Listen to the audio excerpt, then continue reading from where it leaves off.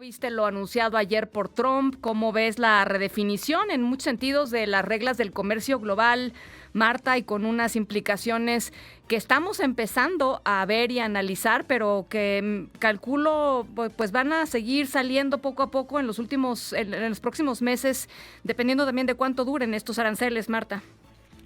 Pues sí, efectivamente, Ana Francisca, creo que describes muy bien lo que está sucediendo. Son un cambio de reglas de lo que conocemos como el régimen internacional de comercio establecido paulatinamente después de la Segunda Guerra Mundial. Lo delicado de esto es que no es un cambio de régimen negociado y consensuado por todos los países de la comunidad internacional, sino impuesto por el principal jugador o uno de los dos principales jugadores, ¿no? Porque cada vez más, pues China se consolida como el segundo jugador de importancia. Uh-huh.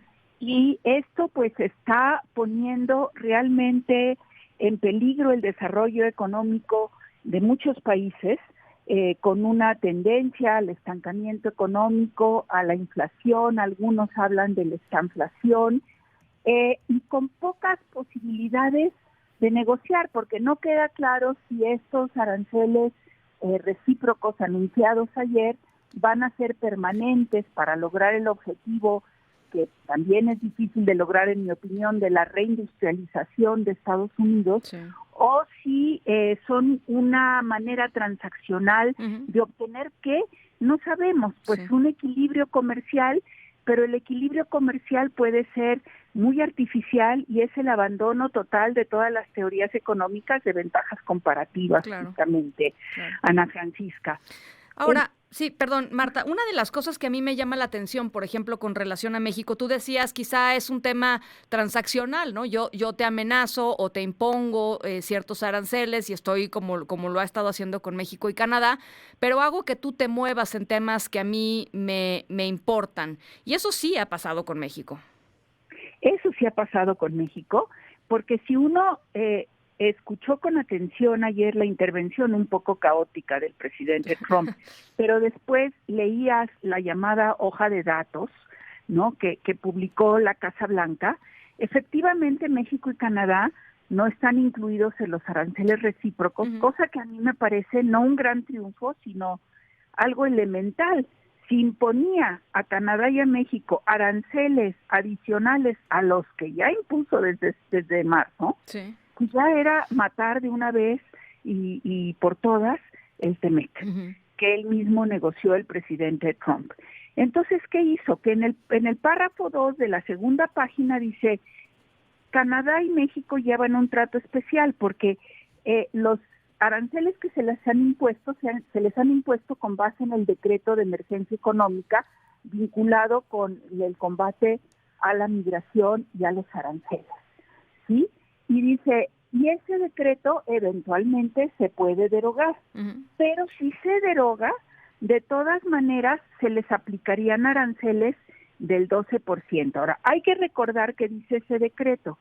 Ese decreto impuso 25% de aranceles a todos aquellos productos que no caigan en el marco, digamos, de las reglas de origen del TEMEC. Sí, sí. En el caso de México hay diferentes evaluaciones de qué porcentaje de exportaciones de México a Estados Unidos no cae dentro del TEMEC. Hay algunos estudios, como el del Instituto Cato de Estados Unidos, que ha citado José Díaz Briceño, que dice que el 50% de las exportaciones mexicanas no están protegidas por el TEMEC porque no cumplen toda la papelería de reglas de origen, etcétera. Sí. Hay otros que dicen, como la Secretaría de Economía, que solo el 20%. Eso, oía yo a Ebrard decir eso hoy. Ajá. Exactamente. Entonces, no queda claro qué porcentaje de las exportaciones realmente no están cubiertas por el TEMEC. Entonces, las que están cubiertas por el TEMEC tienen 0 arancel. Las que no están cubiertas por el TEMEC tienen un arancel del 25%, pues muy superior al 10% que anunció por el resto de América Latina. Sí, sí. Mientras nosotros o las empresas con el gobierno no hagan el trabajo de lograr que cuando menos el 80 o 90% de las exportaciones mexicanas sí estén cubiertas por el TEMEC. Pero aún si después nos bajara el arancel, nos los baja al 12%, que sigue siendo superior al 10% de la mayoría de América Latina. Segundo, siguen los aranceles a los autos. Y hay que recordar que la columna vertebral del TEMEC es el sector automotriz. Sí, claro. Entonces, pegarle a los autos es pegarle a la columna vertebral del TEMEC. Tan es así que ya Stellantis, antes Chrysler, anunció la suspensión temporal de labores en plantas de México, Canadá y el despido de 900 empleados en Estados Unidos ante la incertidumbre. Entonces, decir que la libramos y que hay un trato excepcional para México y que no nos afecta, perdón, yo creo que es autoengañarse o mentir. Uh-huh. Sí nos afecta, sí nos pega mucho, sí no podemos descartar todos estos aranceles a los autos, al aluminio, al acero, que son violatorios del TEMEC. Y sobre todo no podemos desconocer que se están cambiando las reglas del juego y que entonces todos los países nos vemos sujetos a presiones transaccionales que realmente son preocupantes. Sí, sí, claro. A ver, Marta, a ti te tocó, digamos, parte de la administración, de la primera administración de Donald Trump. Conoces a varios de los que acompañaron a Trump en esa administración y que ahora lo han acompañado en esa segunda. Se han radicalizado muchos de ellos y trajo consigo a otros elementos en el grupo todavía más radicales de los que tenían en una primera instancia. ¿Cómo se plantea un país como México una nueva relación con Estados Unidos en este contexto? Porque va a haber más proteccionismo, o sea, eso ya es evidente, van a haber costos, etcétera, etcétera. ¿Es el Plan México, por ejemplo, la respuesta adecuada? Bueno, yo creo que el Plan México es un elemento importante, sí, orientado justamente al fortalecimiento del mercado interno. Ahora, de las 18 acciones que hoy volvió a anunciar la presidenta, pues yo considero que muchas requieren el concurso de la iniciativa privada. No es una decisión solamente gubernamental. Sí, totalmente. Y aquí el problema, Ana Francisca, que yo veo, es la debilidad interna de México. Es decir, la reforma judicial en proceso, la desaparición de órganos autónomos, todo eso también aumenta la incertidumbre que ya se crea con los aranceles. Uh-huh. Y por lo tanto, pues no hace a México particularmente atractivo para las inversiones que necesitamos urgentemente para el fortalecimiento del mercado interno. Uh-huh. Esa es la debilidad que yo veo. No es que el Plan México me parezca mal, no. Es que me parece difícil de ejecutar en estas condiciones. Uh-huh. Sí. Ahora, en estas condiciones también se va a tener que revisar el TEMEC, que en su momento Trump, totalmente, lo recordarás, decía será el mejor acuerdo de la historia, hoy resulta que es el peor acuerdo de la historia. Bueno, se refirió al Telecán, al NAFTA, no al TEMEC en el discurso. Sí, pero a lo que me refiero es, hoy lo cuestiona y cuestiona sus fundamentos, digamos, los fundamentos que él mismo negoció, ¿no? Uh-huh. Y que aceptó. ¿Cómo te imaginas un nuevo TEMEC en 2026? ¿Te imaginas una fuerte alianza Canadá, México, Estados Unidos a pesar de todo esto? O sea, ¿cómo lo estás viendo? Mira, yo veo que hubiera sido muy importante la alianza México-Canadá para negociar temas delicados en conjunto. No la veo factible en este momento. Es evidente que la reacción de México y Canadá ante los aranceles ha sido radicalmente diferente, más bien opuesta, y los dos hemos obtenido lo mismo, ¿eh? Ninguno ha obtenido más que el otro. Uh-huh.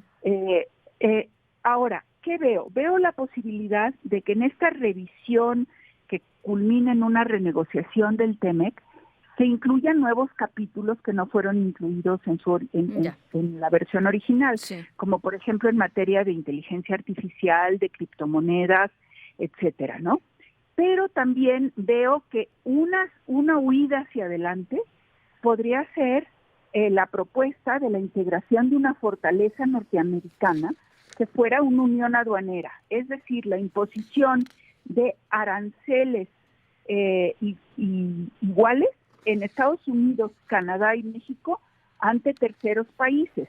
Eso se puede decir teóricamente que sería bueno, creo que prácticamente va a ser complicado, Sí. porque México tiene una serie de tratados de libre comercio y algunos que está por firmar, como el acuerdo modernizado con la Unión Europea, Canadá lo tiene, que no veo cómo podríamos llegar a esta unión aduanera, porque Sí. yo no veo a México poniendo 20% de aranceles a la Unión Europea, ¿verdad? Ni a Trump con apetito de ceder parte de su soberanía, porque quieras que no cedes algo de soberanía, ¿no? Cuando Por supuesto que cedes algo de soberanía cuando llegas a una unión aduanera Claro. con miras a posterior. Entonces, yo creo que tenemos que estar muy atentos porque hay también, Ana Francisca, una poca comprensión en México.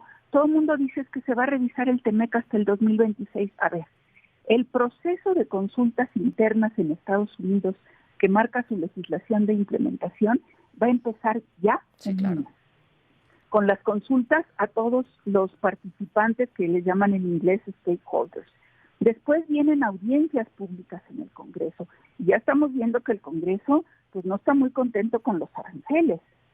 Y ya en enero del 2026, ya el representante comercial de Estados Unidos tendrá ya un primer mandato del Congreso de sus diferentes comités sobre cómo proceder a la revisión del TEMEC, que puede, como digo, concluir en renegociación. En México no tenemos un proceso similar, Ya.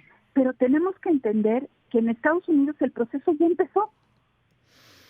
Bueno, pues yo no sé en qué va Yo terminar tampoco. terminar esto, Marta, pero sin duda creo que estamos presenciando un cambio global, digamos, de las reglas del juego con implicaciones pues gravísimas para todos los países, incluidos por supuesto México.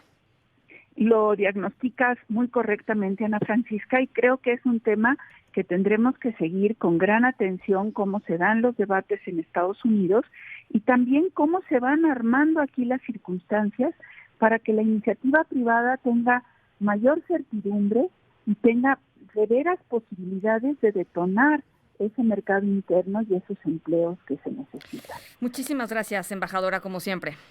Muchas gracias a ti y saludos al auditorio. Gracias. La embajadora eminente de México, Marta Bárcena, con este análisis, la primer embajadora del sexenio con Andrés Manuel López Obrador. Después salió de Cancillería, salió de la embajada y bueno, pues ahí está su voz siempre importante. Ella estuvo pues en esas negociaciones iniciales con Trump en la primera vuelta que nos tocó. Las 6:48, vamos a la pausa.